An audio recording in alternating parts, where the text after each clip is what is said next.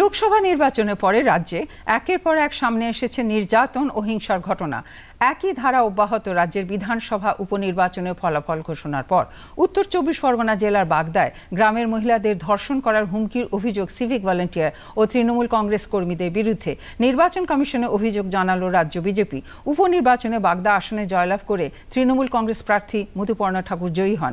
নির্বাচনের ফলাফল সামনে আসার পরই বিজেপির মহিলা কর্মীদের ধর্ষণের হুমকি দেয় বাগদা থানায় কর্মরত এক সিভিক ভলান্টিয়ার কৃষ্ণ দাস ও তৃণমূল কংগ্রেস কর্মী গৌতম বিশ্বাস। বাগদা থানার চৌহাটিয়া এলাকার ঘটনা এটি। মহিলারা জানিয়েছেন, থানায় লিখিত অভিযোগ জানিয়েও কোনো সুরাহা হয়নি। কারণ ঘরের মা বোনদের অসম্মান না হয় এবং আমরা বাচ্চাদের নিয়ে, যেহেতু আমাদের অনেকেরই ফ্যামিলির যারা আছেন বাইরে থাকেন, তো তাদের সুরক্ষা চাই। এক কথায় যে বাচ্চাদের নিয়ে যেন আমরা নিরাপত্তাভাবে রাত্রে অন্তত শান্তিপূর্ণভাবে ঘুমোতে পারি।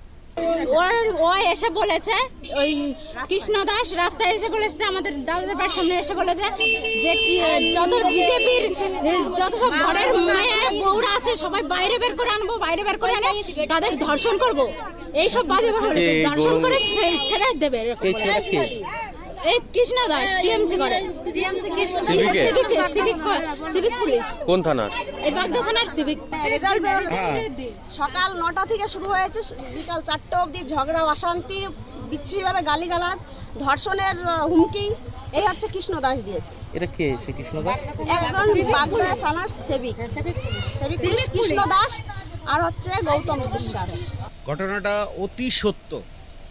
এই সিভিক ভলান্টিয়ার এবং প্রশাসনের একটা পার্ট, যারা সমাজের মানুষকে যাদের রক্ষা করার দায়িত্ব, তো তারাই বলছে মানুষকে দিয়ে বা লোক ঢুকিয়ে ধর্ষণ করিয়ে দেবে। তো এটাই তো এগিয়ে বাংলা। এরকম কোনো ঘটনা আমাদের এখানে হয় না। আমার এই লোকসভা কেন্দ্রে তো বনগাঁ মহকুমা জুড়ে এটা ইচ্ছাকৃতভাবে করছে, শুধু রাজনীতি করবার জন্যে এই ধরনের প্রচার করছে। আর হেরে গেছে বিপুল ভোটে, হারটাকে মানতে পারছেন, যার জন্য বিজেপির নেতারা নানারকমভাবে চক্রান্ত করছে।